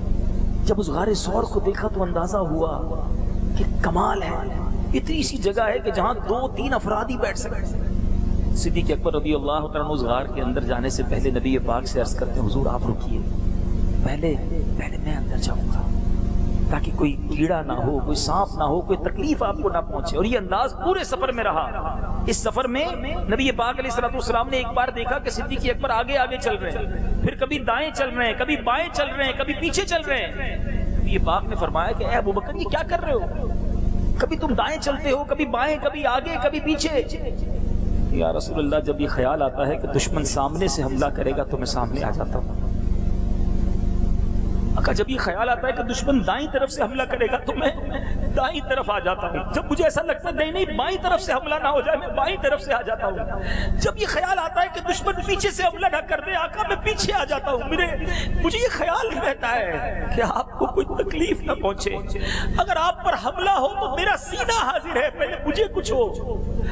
آقا آپ تک کوئی تلوار، کوئی تیر، آپ تک کوئی تکلیف نہ پہنچے. یہ وہ عشق رسول آپ کی رگوں پے میں تھا، آپ کی رگ رگ میں، آپ کے خون کے قطرے قطرے میں نبی پاک سے وہ عشق تھا. پیارے آقا نے بڑی دعائیں دی. صدیق اکبر کو نبی پاک نے بڑی دعاؤں سے نوازا. اب غار ثور میں کیا ہوا؟ یہ واقعہ بچپن سے سنتے آ رہے ہیں، مگر سچ بتاؤ جب بھی سنتے ایمان ہی تازہ ہوتا ہے. آقا سے عرض کی حضور آپ باہر تشریف رکھے، پہلے میں جاؤں. آپ اندر گئے، پہلے تو صفائی کی، محبوب نے آنا ہے، راہوں کو سجانے. اس کے بعد آپ نے دیکھا بہت سارے سوراخ ہیں، اپنی چادر کے ٹکڑے کیے، ایک ایک سوراخ میں آپ نے وہ چادر کے ٹکڑے ڈال دیا. دیکھا اب بھی کچھ سوراخ باقی بچے ہیں. اب ان سوراخ پر اپنا انگوٹھا رکھ دیا. آقا سے عرض کی حضور تشریف لے آئیے. نبی پاک تشریف لائے. آپ کے مبارک زانوں پر، آپ کے مبارک گود میں حبیب کونین صلی اللہ علیہ وسلم جلوہ فرما ہو. آقا تھکے ہوئے تھے، آرام فرمانے لگے، آنکھیں بند ہوئی. سبحان اللہ. اب وہ دیدار کا وقت شروع ہوا جس کی بڑے عرصے سے تمنا تھی. اکیلے دیدار کرتے رہے، نہ جانے کتنی دیر تک دیدار کرتے رہے. مگر نبی پاک تو رحمت للعالمین ہیں، سارے کونین کے والی ہیں. صرف انسانوں کے آقا نہیں، میرے آقا تو فرشتوں کے بھی آقا ہے، رحمت للعالمین جو ٹھہرے. جانور بھی آپ سے محبت کرتے.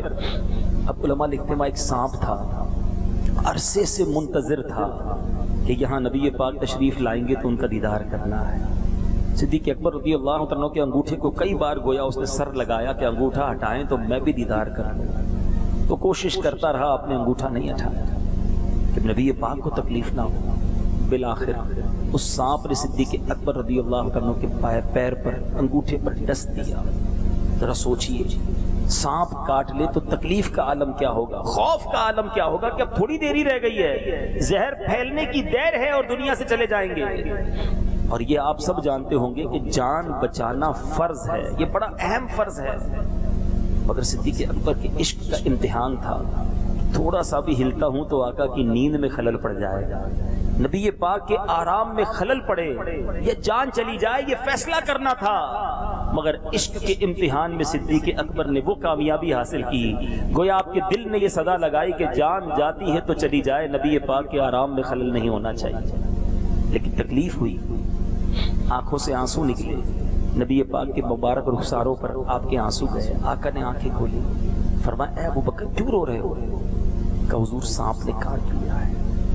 پیارے آقا علیہ السلام نے کسی ایمرجنسی وارڈ میں نہیں بھیجا، کسی ڈاکٹر کے پاس نہیں بھیجا کہ ابو بکر جلدی نیچے اترو، جاؤ مکے میں کسی طبیب کو دکھاؤ ورنہ جان چلی جائے گی. پیارے آقا نے اپنا لعاب دہن نکالا، مبارک تھوک نکالا، سیدنا ابو بکر صدیق رضی اللہ عنہ کے مبارک انگوٹھے پر لگا دیا. ذرا سوچئے میرے آقا کے لعاب دہن کے کیسے کیسے کمالات ہیں.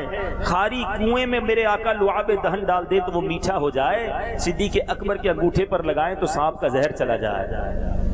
لیکن اس تاریخی واقعے سے سبق کیا مل رہا ہے؟ ایک تو عشق رسول میں ہم کہتے ہیں نا غلامی رسول میں موت بھی قبول ہے. دیکھو یہ ہے ابو بکر صدیق، غلامی رسول میں موت بھی قبول ہے، ثابت کر کے دکھایا. ایک بار نہیں کئی بار نبی پاک کے لیے انہوں نے اپنی جان آگے کر دی. مگر یہاں ایک بڑا خوبصورت سوال پیدا ہوتا ہے کہ جان بچانا تو فرض ہے، اور سیدنا ابو بکر صدیق تو اتنے بڑے عالم ہیں، اتنے بڑے نبی پاک کے صحابی ہیں، انہیں نہیں پتا مسئلہ کہ جان بچانے کے لیے پیارے آقا کو جگا دیتے؟ جان بچانا فرض تھا، فرض چھوڑ دیا. اور بالکل اسی طرح کا ایک واقعہ مقام صحبہ پر بھی ہوا نا. مولا علی کی گود میں جب نبی پاک آرام فرما رہے تھے تو عصر کی نماز جا رہی تھی. نماز تو پڑھنا فرض ہے، مگر مولا علی کے علم کا عالم کیا ہے کہ آقا فرماتے ہیں میں علم کا شہر ہوں، علی اس کا دروازہ۔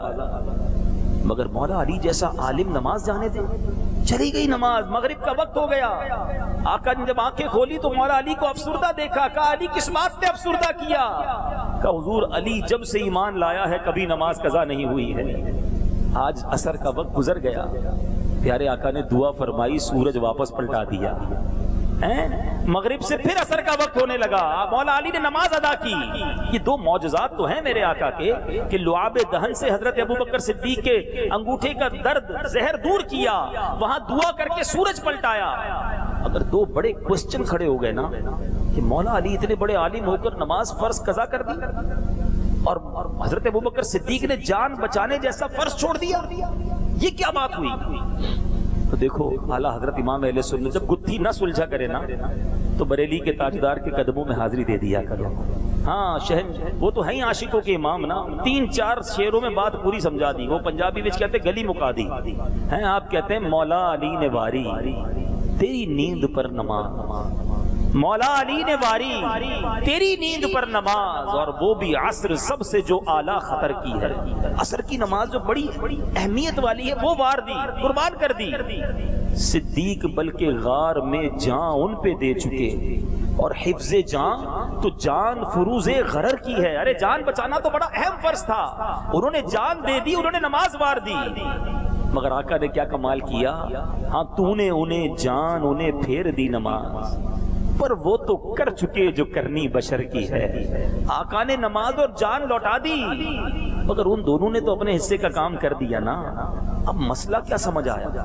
اب سمجھیے اعلیٰ حضرت ان 3 اشعار کے بعد ہمیں فیصلہ سنا رہے ہیں، اس مسئلے کا ایکسٹریکٹ کر کے استنباط کر کے سمجھا رہے ہیں کہ سنو، ثابت ہوا کہ جملہ فرائض فروع ہیں، ثابت ہوا کہ جملہ فرائض فروع ہیں، اصل الاصول بندگی استاج ور کی ہے، آقا راضی ہیں تو رب راضی ہو جائے گا، نبی پاک کی رضا کو مقدم رکھو، ان سے عشق ایسا کرو کہ اپنا سب کچھ ان پر قربان کر دو۔ تو اے میرے میٹھے اسلامی بھائیوں، باتیں تو بہت ساری ہیں، ساری رات صدیق اکبر رضی اللہ تعالیٰ کی شان بیان کرتے چلے جائیں، الفاظ تو ختم ہو سکتے ہیں، اس عظیم ہستی کے ہم ان کے فضائل، ان کی برکات، ان کے واقعات کیسے کمپلیٹ کر سکتے ہیں، مگر آج سیکھنا کیا ہے، مجھے اور آپ کو میسج لے کر کیا جانا ہے کہ ایک تو وہ ہستی ہیں جنہوں نے اپنی ساری زندگی نبی پاک پر اپنا مال بھی قربان کیا، اپنی جان بھی قربان کر دی، اپنا سب کچھ قربان کیا، اور آج دنیا میں سب سے بڑے عاشق کہلائے، عاشق اکبر کہلائے۔ اے او صحابہ سے محبت کرنے والوں، آج میں اور آپ اپنے آپ سے تو بات کر لیں کہ میں نبی پاک سے کتنی محبت کرتا ہوں۔ اگر میں یہ سوال کروں کہ بتاؤ آپ میں سے کون کون مومن ہے، سب ہاتھ اٹھائیں گے، مگر نبی پاک سے ذرا تعریف بھی سن لو نا۔ بخاری شریف کی حدیث ہے، آقا کائنات صلی اللہ علیہ وسلم فرماتے ہیں تم میں سے کوئی اس وقت تک کامل مومن نہیں ہو سکتا جب تک میں اس کے نزدیک، اس کے والد، اس کی اولاد، بلکہ تمام لوگوں سے زیادہ محبوب نہ ہو جاؤں۔ کیا واقعی ایسا ہے کہ میری اور آپ کی محبت پیارے آقا سے اتنی ہے کہ سب سے اعلیٰ ہے؟ ہاں اشعار کی حد تک، نعروں کی حد تک تو ہم سب سے زیادہ محبت کرتے ہیں نبی پاک سے، پریکٹیکل لائف میں، زندگی کے اندر کیا واقعی ایسا ہے؟ اگر واقعی ایسا ہے تو پھر عاشق رسول کی نماز کیسے قضا ہو رہی ہے؟ اپنے آپ سے پوچھے نا۔ جب کاروبار کرتا ہے تو ایک طرف سامنے سے حرام روزی آتی ہے کہ یار تھوڑا سا دھوکہ دوں گا، تھوڑا سا جھوٹ بول کر ڈیل کر دوں گا تو پیسے بڑے بن جائیں گے، اس وقت تمہارا عشق رسول کہاں چلا جاتا ہے جب نبی پاک کا فرمان موجود ہے؟ حدیث پاک کا مضمون ہے نا، جو دھوکہ دے وہ ہم میں سے نہیں، من غش فلیس منا، مسلمان ہو کر تم دھوکہ دیتے ہو، جھوٹ بولتے ہو، حرام کماتے ہو، اس وقت تمہارا عشق رسول کدھر جاتا ہے؟ جب کوئی بے پردہ عورت سامنے سے گزرے تو اس کو تاڑ تاڑ کے دیکھتے ہو، گندے گندے انٹرنیٹ پر مناظر اور فلمیں دیکھتے ہو، نبی پاک سے محبت کدھر جاتی ہے؟ وہ مسلمان جو اپنے آپ کو عاشق رسول کہتا ہے، کیا وہ شراب پی سکتا ہے؟ کیا وہ جوا کھیل سکتا ہے یا جواریوں کے ساتھ بیٹھ سکتا ہے؟ کیا نبی پاک کا غلام کہلانے والا جو کہتا ہے غلامی رسول میں موت بھی قبول ہے، اور وہ ماں باپ کو ستا سکتا ہے؟ کیا کسی پر ظلم کر سکتا ہے، کسی کو گالی دے سکتا ہے؟ پیارے آقا علیہ الصلوۃ والسلام تو وہ عظیم ہستی ہیں، ہم بچپن سے یہ شعر سنتے آ رہے ہیں کہ سلام اس پر کہ جس نے گالیاں سن کر دعائیں دی، سلام اس پر کہ جس نے خون کے پیاسوں کو کبائیں دی، دشمن آ جائے تو چادر بھی بچھا دیتے ہیں. ایک طرف تو یہ فضائل پڑھتے ہو اور دوسری طرف جس سے دیکھو جھگڑا کرتے ہو. لڑائی جھگڑا مار کٹائی گالی گلوچ، یہ مسلمان ہوتے ہیں؟ یہ عشق رسول ہے؟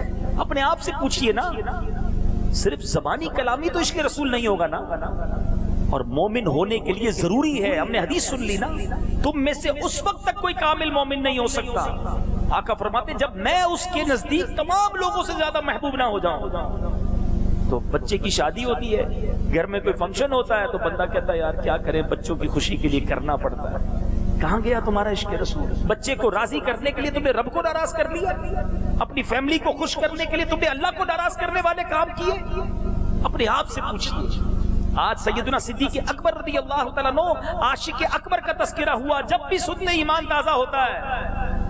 قیامت کے دن ملنا ہے نا ان سے، دیدار نہیں کرنا. صدیق اکبر رضی اللہ تعالیٰ عنہ کا آقا کے قریب ہی ہوں گے. ہاں وہ عظیم ہستی ہیں جن کے بارے میں نبی پاک فرماتے ہیں، جس کا مضمون ہے قیامت کے دن جب لوگ اپنی قبروں سے اٹھیں گے، سب سے پہلے میں اپنے مزار سے اٹھوں گا اور اس حال میں اٹھوں گا کہ میرے دائیں ہاتھ میں ابو بکر صدیق کا ہاتھ ہوگا، بائیں ہاتھ میں عمر فاروق کا ہاتھ ہوگا. اس عاشق اکبر کا دیدار نبی پاک کے ساتھ جب میدان محشر میں کریں گے. اور اگر صدیق اکبر نے ہی سوال کر لیا کہ میرے بیانات تو بڑے سنتے تھے، میرا ذکر بھی کرتے تھے، مگر نبی پاک سے عشق عملی نہیں کرتے تھے، نمازیں قضا ہو جاتی تھی تمہاری. سوچئے نا ہم نے کیا کیا دین مدین کے لیے، ہم نے کیا قربانی دی. آج اپنی زندگی کو بدلنا ہے. یاد رکھیے بیچ اسلامی بھائیوں، ہم سب نے دنیا سے جانا ہے، کوئی بھروسہ نہیں ہے، کسی کے پاس گارنٹی نہیں ہے کہ آج رات بھی میں زندہ رہوں گا پوری کے نہیں. جب اتنی تھوڑی زندگی ہے تو کب آخرت کی تیاری کریں گے، کب قبر کو روشن کرنے کی فکر کریں گے. آج ابھی نیت کرنی ہے، آج ابھی بدلنا ہے، آج ابھی توبہ کرنی ہے. ہم میں سے جو یہاں بیٹھا ہے نا، اس کو ہم سب کو پتا ہے میرے اندر کیا بری عادت ہے، میں کس کس بری عادت کی بات کروں. آؤ آج ایک عظیم ہستی کا عاشق اکبر کا تذکرہ ہوا ہے. پکی سچی نیت کرتے ہیں کہ آج کے بعد ہماری کوئی نماز قضا نہیں ہوگی. ایسا نعرہ تو لگاؤ نا شیطان ادھر سے دور بھاگ جائے. آج کے بعد ہماری کوئی نماز قضا نہیں ہوگی. ہمیں نیکیوں کی لالچ کرنی ہے. صدیق اکبر رضی اللہ تعالیٰ عنہ کی زندگی کا سیرت کا ایک اور خوبصورت واقعہ پھر بیان ختم کرتا ہوں. یعنی لالچ دیکھیے، لوگوں کو لالچ ہے مال کی، دنیا کی، نام کی، شہرت کی، عزت کی. سنو اتنا بڑا مرتبہ ہے، آقا فرماتے ہیں کہ میں اگر کسی کو خلیل بناتا تو وہ ابو بکر ہوتا. اتنی دعائیں نبی پاک نے دی، جنت کی بشارتیں دی. مگر ایک بار نبی پاک صحابہ کرام کے ساتھ تشریف فرماتے، ارشاد فرمایا آج تم میں سے کون ہے جس نے روزہ رکھا ہے؟ رمضان کا مہینہ نہیں تھا ورنہ تو سارے صحابہ روزہ رکھتے ہیں، نفلی روزے کی بات ہو رہی ہے. صدیق اکبر رضی اللہ تعالیٰ عنہ عرض کرتے ہیں یا رسول اللہ میں نے روزہ رکھا ہے. آقا نے فرمایا آج کون ہے جس نے مریض کی عیادت کی ہے؟ کہتے ہیں یا رسول اللہ آج میں نے مریض کی عیادت بھی کی ہے. ارشاد فرمایا کون ہے جس نے آج نماز جنازہ میں شرکت کی ہے؟ حضور آج میں نے نماز جنازہ میں بھی شرکت کی ہے. آقا نے پوچھا کون ہے جس نے آج مسکین کو کھانا کھلایا؟ صدیق اکبر عرض کرتے ہیں یا رسول اللہ میں نے آج مسکین کو کھانا بھی کھلایا. ہر چیز میں آگے. پیارے آقا فرماتے ہیں حدیث پاک کا مضمون ہے کہ جس شخص میں یہ خصلتیں جمع ہو جائیں اس پر جنت واجب ہو جاتی ہے. اب یہ کیا تھا؟ کیوں نمازیں ایکسٹرا، کیوں روزے ایکسٹرا، کیوں مریضوں کی عیادت؟ جنت تو مل گئی تھی نا، اور نیکیاں چاہیے اور لے کر جانا. یہ لالچ، یہ حرص تھی صحابہ اور اولیاء میں. ہم تو ایسا لگتا ہے کہ کوئی بتا دے بس یار یہ سنت ہے، سنت ہی ہے نا چلو چھوڑ دو، نفل تو پڑھنی نہیں ہے. بھائی مولانا صاحب یہ بتائیں، ہم تو حج پہ جب جائیں تو وہاں ایک ہی سوال ہو رہا ہوتا ہے، دم تو نہیں ہوگا نا، باقی سنت ہی ہے نا. اللہ کے بندوں تم آئے کس لیے ہو حج پہ؟ بزرگوں کی، نبیوں کی، صحابہ کی ادا کرنے آئے ہو تو پھر جو بتایا جا رہا ہے سارے کام کرو. لیکن بس چھٹی چاہیے، بھاگنا ہے کدھر سے کہ بس یہ رعایت مل جائے، یہ کام بھی میں چھوڑ دوں. اور صحابہ تھے، اولیاء تھے کہ اور نیکیاں کرنے کا جذبہ رکھتے. تو بہرحال دعوت اسلامی کے مدنی ماحول سے اگر وابستہ ہو جائیں گے تو انشاءاللہ نیکیاں کرنے کا جذبہ بڑھے گا، سنتوں پر عمل کرنے کا جذبہ بڑھے گا. جی چاہے گا کہ میں اور نیکیاں کروں، گناہوں سے بچ کر زندگی گزاروں. والحمدللہ دعوت اسلامی کا مدنی ماحول آپ کے سامنے. آج اس مدنی ماحول سے وابستہ ہو جائیں. ماشاءاللہ اس علاقے میں بھی مدنی کاموں کی بہاریں ہیں اور اب مزید ہم نے آگے بڑھنا ہے. اگر آپ سب ساتھ دیں گے انشاءاللہ تو ہمارا بڑا پیارا بہت ہی خوبصورت مدنی مقصد ہے. آئیے مل کر دہراتے ہیں. ہمارا مدنی مقصد کیا ہے؟ مجھے اپنی اور ساری دنیا کے لوگوں کی اصلاح کی کوشش کرنی ہے انشاءاللہ عز و جل. اب اس مدنی مقصد کو پانے کے لیے سب کو کوشش کرنی ہوگی نا. اور ماشاءاللہ گلشن معمار میں جامعۃ المدینہ بھی موجود ہے. اللہ اکبر. یہ تو وہ شعبہ ہے جس میں عالم بنائے جاتے ہیں. ہاں درس نظامی کروایا جاتا ہے. جس طرح لوگ کہتے ہیں نا ہر فیملی میں ایک ڈاکٹر ہونا چاہیے, خاندان میں کوئی ایک آدھ وکیل بھی ہونا چاہیے. کیا ہر فیملی میں ایک عالم نہیں ہونا چاہیے؟ ایک حافظ قرآن نہیں ہونا چاہیے؟ مجھے ایک حدیث تو پڑھا دے کوئی کہ پی ایچ ڈی یا ڈاکٹر یا ایم بی بی ایس یا ایم فل والے کی یہ فضیلت ہوگی قیامت کے دن.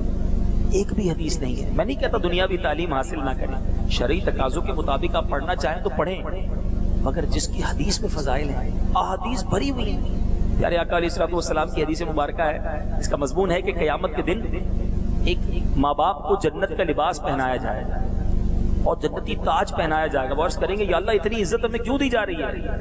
فرمایا تمہارے بچوں کے قرآن تھامنے کی وجہ سے. تو اپنے بچوں کو قرآن پڑھائیے, عالم بنائیے, خود علماء بنیے. تو ماشاءاللہ گلشن معمار میں جامعۃ المدینہ موجود ہے, رابطہ کیجئے اور وہاں جب داخلے شروع ہو جائے تو جلدی جلدی اس میں داخلہ بھی دیجئے. تو ماشاءاللہ دعوت اسلامی عاشقان رسول کی مدنی تحریک دنیا کے کونے کونے میں سنتوں کا پیغام پہنچا رہی ہے. آپ جس بھی شعبے سے تعلق رکھتے ہیں ماشاءاللہ علماء تشریف لائے ہیں, تاجر اسلامی بھائی آئے ہیں, اسٹوڈنٹس آئے ہیں, بزنس مین آئے ہیں, مزدور آئے ہیں, جس بھی طبقے سے آپ آئے ہیں, دعوت اسلامی آپ کی ہے. ہم مل کر یہ پیغام لے کر چلے, انشاءاللہ ہم بھی نیک بنتے چلے جائیں گے. ہمارے لیے بھی نیکیاں کرنا آسان ہو جائے گا اور انشاءاللہ اس نیکی کی دعوت کو ہم گھر گھر پہنچانے میں کامیاب ہو جائیں گے. آج جس ہستی کا تذکرہ ہوا ہے, اللہ کریم سے ہم دعا کرتے ہیں اللہ ان کا صدقہ عطا فرمائے. کیا زندگی گزاری اور کیا جگہ پر آج موجود ہیں. سبحان اللہ. آپ پتہ ہے روضہ رسول میں گئے کیسے؟ اللہ اکبر. صدیق اکبر رضی اللہ عنہ کا عقیدہ بھی پتہ چلے گا, نبی پاک سے عشق بھی پتہ چلے گا. جب آپ کا انتقال ہونے والا تھا آپ نے کیا وصیت کی؟ انمول وصیت.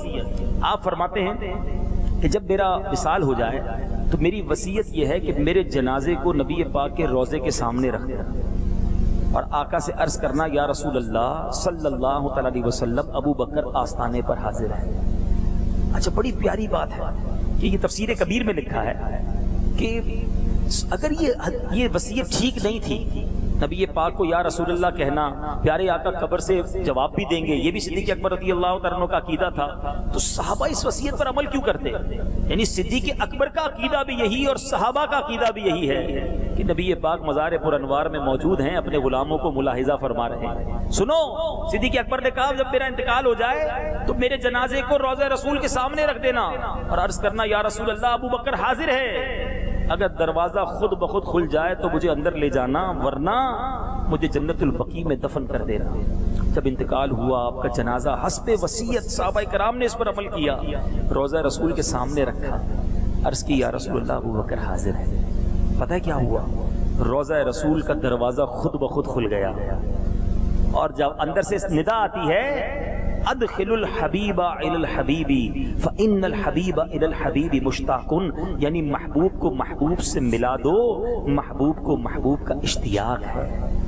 روضہ رسول کے اندر تدفین کی گئی. صحابہ کا عقیدہ, سیدنا ابو بکر صدیق رضی اللہ عنہ کا عقیدہ کیا تھا یہ آپ کو پتہ چل گیا. بڑی واضح حدیث پاک ہے, پیارے آقا فرماتے ہیں, ابن ماجہ کی حدیث ہے, ان اللہ حرم علی الارض ان تاکل اجساد الانبیاء فنبی اللہ حی یرزق. آقا فرماتے بے شک اللہ عز و جل نے حرام کیا ہے زمین پر کہ انبیاء کے جسموں کو خراب کرے, تو اللہ عز و جل کے نبی زندہ ہیں, روزی دیے جاتے ہیں. تو اے میرے پیچھے اسلامی بھائیوں, الحمدللہ ہم عاشقان رسول کی صحبت میں رہیں گے, ایمان بھی تازہ ہوتا رہے گا اور ہمارا عقیدہ, ہمارا بلیف بھی مضبوط ہوتا رہے گا. اللہ تعالی ہمیں دعوت اسلامی کے مدنی ماحول پر استقامت نصیب فرمائے. تو اب نیت کریں انشاءاللہ دعوت اسلامی کے اجتماعات میں شرکت کرتے رہیں گے, مدنی قافلوں میں بھی سفر کریں گے اور اب نبی پاک کی سنتوں پر عمل بھی کریں گے. اللہ تعالی ہم سب کو عمل کرنے کی توفیق عطا فرمائے. رب کریم ہم سب کا جمع ہونا اپنی بارگاہ میں قبول فرما, ہم سب کے تمام صغیرہ کبیرہ گناہوں کو معاف فرما, ہماری ہمارے والدین کی, نبی پاک علیہ الصلوۃ والسلام کی ساری امت کی بخشش فرما. اے اللہ آج بڑی عظیم ہستی کا تذکرہ خیر سنا ہے۔ سیدنا صدیق اکبر رضی اللہ تعالیٰ عنہ کے مزار پر انوار پر کروڑوں رحمتوں کی بارش نازل فرما اور ان کے فیوز و برکات سے ہمیں بھی مالا مال فرما، ہمیں صحابہ کرام اہل بیت اطہار کی سچی غلامی اور محبت نصیب فرما۔ یا حل المشکلات، یا حل المشکلات، حل المشکلاتنا یا اللہ، یا دافع البلیات، ادفع بلیاتنا یا اللہ، یا قاضی الحاجات، اقضی حاجاتنا یا اللہ، یا شافی الامراض، اشفی مرضانا یا اللہ، یا رافع الدرجات، ارفع درجاتنا یا اللہ، یا ستار العیوب، استر عیوبنا بسترک الجمیل، یا غفار الذنوب، اغفر ذنوبنا یا اللہ، یا رجاء السائلین، یا امان الخائفین، یا ذا الجلال والاکرام، انک علی کل شیء قدیر، انک لا تخلف المیعاد۔ اے کریم، تجھ سے نہ مانگے تو کس سے مانگے؟ تیرے سوا کس کے در پر جائیں؟ تیرے بندے مولا پریشان ہیں، بیمار ہیں، قرضدار ہیں، گناہ کر کر کے پریشان ہیں، اے اللہ توبہ کرتے ہیں پھر گناہوں میں پڑ جاتے ہیں۔ تیرے سوا کون ہے مالک جو ہمیں بدل دے، ہمیں اچھا کر دے؟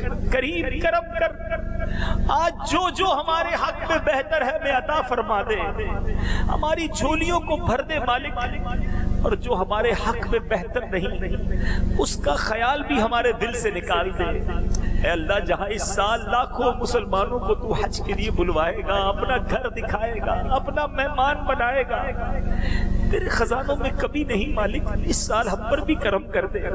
یا خدا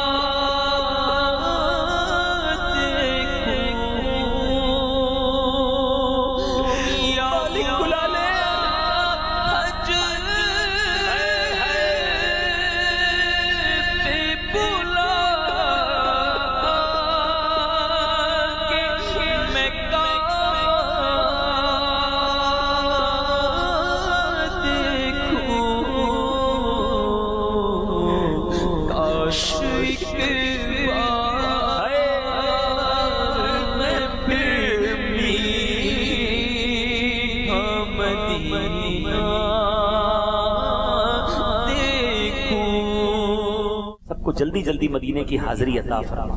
اللہم ربی یسر ولا تعسر وتمم علینا بالخیر یا فتاح وبک نستعین۔ دنیا میں ہر آفت سے بچانا مولا، عقبہ میں نہ کچھ رنج دکھانا مولا، بیٹھوں جو در پاک پیمبر کے حضور، ایمان پہ اس وقت اٹھانا مولا، ایمان پہ اس وقت اٹھانا مولا۔ ببرکت ان اللہ وملائکتہ یصلون علی النبی یا ایہا الذین آمنوا صلوا علیہ وسلموا تسلیما۔ صلی اللہ علی النبی الأمی وآلہ صلی اللہ علیہ وسلم، صلاۃ و سلام علیک یا سیدی یا رسول اللہ۔ جب دمِ واپسی ہو یا اللہ، سامنے ہو روضہ رسول اللہ، اور لب پہ ہو لا الہ الا اللہ محمد رسول اللہ۔ میرے اعمال کا بدلہ تو جہنم ہی تھا، میں تو جاتا مجھے سرکار نے جانے